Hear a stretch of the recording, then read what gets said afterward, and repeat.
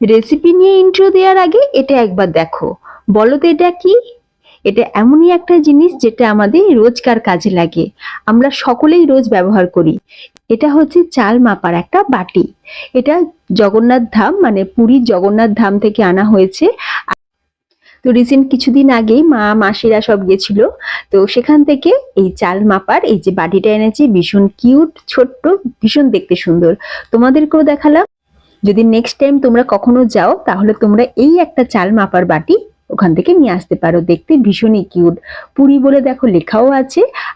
আর একটা জিনিস হচ্ছে এটার ওজনটা আমি বলে দিই, এটাতে মোটামুটি 250 গ্রাম চাল কিন্তু মাপা যাচ্ছে। চলো এবার দেখে নেওয়া যাক আজকে কোন রেসিপিটা আমরা বানাচ্ছি। চিংড়ি পোলাও বানাতে গিয়ে কি কখনো ভাত গলে গেছে, আবার চিংড়ি শক্ত হয়ে গেছে? অনেকেই ভাবে যে রেস্টুরেন্টের মতন চিংড়ি পোলাও বাড়িতে বানানো খুব কঠিন, কিন্তু আজ আমি এমন কিছু গোপন টিপস বলবো যেগুলো জানলে প্রথমবারেই চিংড়ি পোলাও হবে একদম ঝরঝরে, সুগন্ধি আর একদম রাজকীয় স্বাদের। আর ভিডিও শেষে আমি দেব একটা স্পেশাল ট্রিক, যেটা ব্যবহার করলে পোলাওয়ের গন্ধ পুরো বাড়িতে ছড়িয়ে যাবে। তাই ভিডিওটা একদম শেষ পর্যন্ত দেখার জন্য অনুরোধ রইল। নমস্কার বন্ধুরা, বেঙ্গলি পাকশালাতে সকলকে স্বাগত। যেমনটা ভিডিও শুরুতেই তোমরা দেখলে যে আমি এখানে 250 গ্রাম যে চালের বাটি, সেই বাটি মানে 2.5 বাটি বাসমতি চাল, যেটাকে আমরা ভালো করে 2-3 বার জল দিয়ে ধুয়ে নিয়ে এখন চালটাকে আমি ভিজিয়ে রাখছি। আমি এইভাবে চালটাকে ভিজিয়ে রাখবো 20 মিনিটের জন্য। এখানে একটা ছোট্ট টিপস দিয়ে দিই, চাল যদি বেশিক্ষণ ধরে ভিজিয়ে রাখা হয় তাহলে রান্নার সময় ভাত কিন্তু ভেঙে যেতে পারে। চাল ধুয়ে সাইড করে রেখে দিয়েছি অল্প সামান্য জল দিয়ে। এদিকে আমি নিয়ে নিয়েছি চিংড়ি মাছ, একটু বড় সাইজের চিংড়ি মাছ নিয়েছি। আর দেখো মাছটাকে আমি আগে থাকতেই ভালো করে কেটে পরিষ্কার করে ধুয়ে রেখেছি। মাছের এই যে চিংড়ি মাছের এই যে পিঠের দিকে একটা দেখবে কালো মতন সুতো থাকে, তো সেটাকে কিন্তু অবশ্যই বার করে নিতে হবে, কারণ সেটা কিন্তু শরীরের পক্ষে খুবই খারাপ। মাছটাকে ম্যারিনেট করব। তো ম্যারিনেশনের জন্য বিশেষ কিছুই লাগবে না, আমি এখানে দিয়ে দিলাম লবণ অল্প সামান্য আর অল্প সামান্য একটু লঙ্কার গুঁড়ো। এখন মাছের গায়েতে খুব ভালো করে লবণ আর লঙ্কার গুঁড়োটা মাখিয়ে নিলাম। তো মাছটা আমাদের ম্যারিনেট করা হয়ে গেছে। এবার চলো গ্যাসের ওপর কড়াই বসিয়ে দিয়ে দিচ্ছি এখানে সাদা তেল। তেলটা কিন্তু একটু বেশি করে দিলাম। এখন আমরা একে একে মাছগুলোকে মানে চিংড়ি মাছগুলোকে ভেজে নেব। তার আগে আমি এই তেলের মধ্যেই দিয়ে দিচ্ছি 1 টেবিল চামচ ঘি। ঘি আর সাদা তেল মিশিয়ে যদি চিংড়ি মাছটা ভাজা হয় দেখবে দারুণ একটা ফ্লেভার আসে, রান্নাতেও স্বাদ বাড়ে। তেল আর ঘি একসাথে ভালো করে যখন মেল্ট হয়ে গেছে বা গরম হয়ে গেছে, তো আমি একে একে চিংড়ি মাছগুলোকে দিয়ে ভেজে নেব। এখানে একটা ছোট টিপস দিই, চিংড়ি কখনোই বেশি সময় ধরে ভাজবে না, তাহলে চিংড়ি মাছটা রাবার হয়ে যাবে, খেতে ভালো লাগবে না, শক্তও হয়ে যাবে। সেজন্য কড়াইতে দেওয়া 30 সেকেন্ডের মধ্যেই কিন্তু চিংড়ি মাছগুলোকে তুলে নিতে হবে। আমি 10 সেকেন্ডের মধ্যেই চিংড়ি মাছগুলোকে একবার উল্টে পাল্টে দিলাম। আর এখন দেখো মাছগুলো হালকা ভাজা হয়ে গেছে, এবার তুলে নিচ্ছি।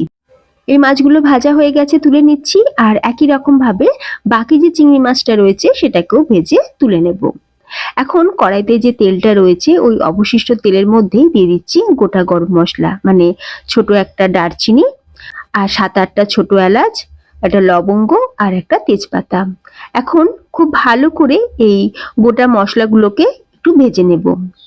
মশলাগুলো যখন ভাজা হয়ে যাবে দিয়ে দেবো এখানে কুচনো পেঁয়াজ। আমি এখানে 4টে মিডিয়াম সাইজের পেঁয়াজ, যেটাকে সরু সরু করে কেটে নিয়েছিলাম। এখন পেঁয়াজটাকে একটু ভেজে নেব। পেঁয়াজ কিন্তু খুব বেশি লাল করে ভাজার কোনো প্রয়োজন নেই। পেঁয়াজের কালারটা যখন দেখবে এইরকম ট্রান্সপারেন্ট কালার চলে আসবে, একটু লালচে কালার আসবে, তখন এর মধ্যে আমি দিয়ে দিচ্ছি 1 চামচ মতন রসুন বাটা আর 1 চামচ আদা বাটা। এখন আদা আর রসুন বাটা দিয়ে খুব ভালো করে পেঁয়াজের সাথে আমরা ভেজে নেব। আদা আর রসুনটা দেওয়ার সাথে সাথেই দেখবে পেঁয়াজ খুব তাড়াতাড়ি গলতে শুরু করবে। খুব ভালো করে যখন সবকিছু একটু ভাজা ভাজা হয়ে যাবে দিয়ে দেবো কিছু গুঁড়ো মশলা। দিয়ে দিচ্ছি এখানে লঙ্কার গুঁড়ো, ধনের গুঁড়ো, জিরের গুঁড়ো, গরম মশলার গুঁড়ো, স্বাদ অনুযায়ী লবণ আর অল্প সামান্য একটু চিনি। এখানে আমি 1 চামচ নিয়েছি জিরের গুঁড়ো আর ধনের গুঁড়ো নিয়েছি 2 চামচ, লঙ্কার গুঁড়ো নিয়ে নিয়েছি এখানে 1 চামচ, গরম মশলার গুঁড়ো নিয়েছি এখানে 1/2 চামচ পরিমাণে। এরই সাথে আমি দিয়ে দিচ্ছি টক দই। এখানে আমি 2 টেবিল চামচ টক দই দিয়ে খুব ভালো করে এখন মশলাটা কষিয়ে নেব। মশলা কষাতে কষাতেই এরই সাথে আমি দিয়ে দিচ্ছি গোলমরিচের গুঁড়ো ওই 1/2 চামচ পরিমাণে। খুব ভালো করে সবকিছুকে কষিয়ে নেব। মশলা কষানোর সময় আমি জলের ব্যবহার করছি না, আমি এখানে দিয়ে দিচ্ছি নারকেলের দুধ। যদি তোমাদের হাতের কাছে নারকেলের দুধ থাকে তাহলে তোমরা অবশ্যই সেটা ব্যবহার করবে, দারুণ টেস্ট হয় এই পোলাওয়ের মধ্যে। আর যদি একান্তই না থাকে তাহলে তোমরা জল ব্যবহার করবে। তো এখন নারকেলের দুধ দিয়ে কিছুক্ষণ একটু ভালো করে মশলাটা আমরা কষিয়ে নিয়েছি। এরপর দিয়ে দিচ্ছি এখানে ভেজে রাখা চিংড়ি মাছ। সাথে চিংড়ি মাছ তোলার সময় একটু তেল ছিল, তো সেটাও দিয়ে দিলাম, কারণ এই তেলটা কিন্তু ভীষণ টেস্টি। আবারও আমি মাছটাকে মশলার সাথে একটু ভালো করে কষিয়ে নিয়েছি। খুব ভালোভাবে মাছটা কষানো হয়ে গেলে দিয়ে দেবো এখানে ওই 1 কাপ পরিমাণে জল।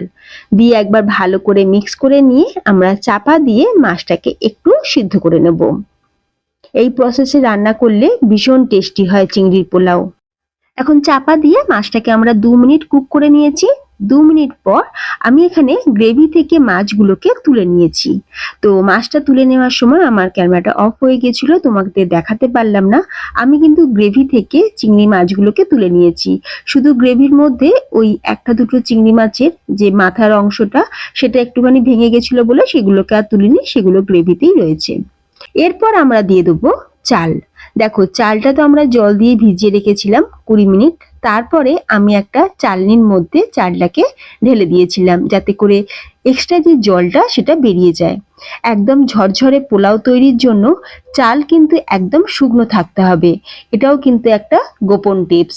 এই ছোট ছোট টিপসগুলো যদি তোমরা ফলো করো দেখবে খুব সহজেই কিন্তু তোমরা বাড়িতে চিংড়ির পোলাও বানাতে পারবে একদম ঝরঝরে। এরপর দেখো চালটা দেওয়ার পর মশলার সাথে খুব ভালো করে কিছুক্ষণ একটু নাড়াচাড়া করে নিলাম। এই সময় একটু আলতো হাতে কাজটা করতে হবে, না হলে চালগুলো ভেঙেও যেতে পারে। কিছুক্ষণ একটু নাড়াচাড়া করে নেওয়ার পর এরপর আমি দিয়ে দেবো জল। দেখো ঝরঝরে আর পারফেক্ট পোলাও বানানোর ক্ষেত্রে কতটা চালে ঠিক কতটা জল দিতে হবে সেটাও কিন্তু গুরুত্বপূর্ণ। আমি এখানে এই বাটির মাপ করে 2.5 বাটি চাল নিয়েছিলাম, তো সেই জন্য আমি এর ডাবল দিয়ে দিচ্ছি জল। মানে আমি এখানে 5 বাটি দিয়ে দিলাম জল।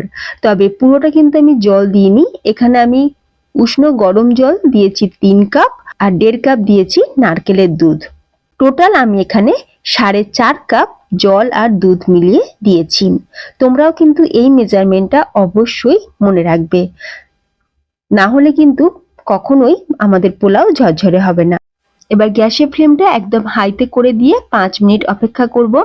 5 মিনিট পর দেখবে চালগুলো দেখবে কত সুন্দরভাবে ফুলতে শুরু করবে বা সিদ্ধ হতে শুরু করবে।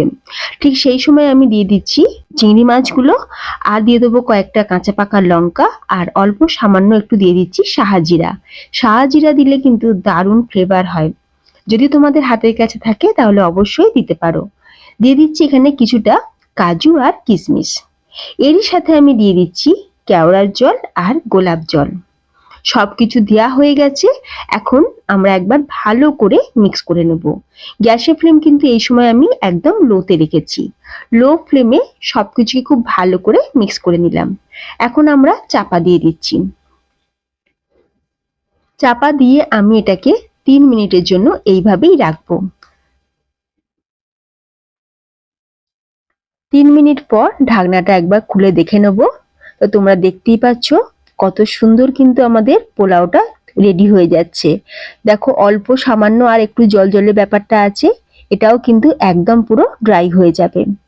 এরপর আমি দিয়ে দিচ্ছি স্প্রিং অনিয়ন আর একটু কুচনো ধনেপাতা। সবকিছু আমাদের দেয়া হয়ে গেছে। হালকা হাতে আরো একবার একটু ভালো করে মিক্স করে নিচ্ছি। খুব ভালো করে মিক্স করা হয়ে গেছে। আবারও আমি এটাকে চাপা দিয়ে দেবো।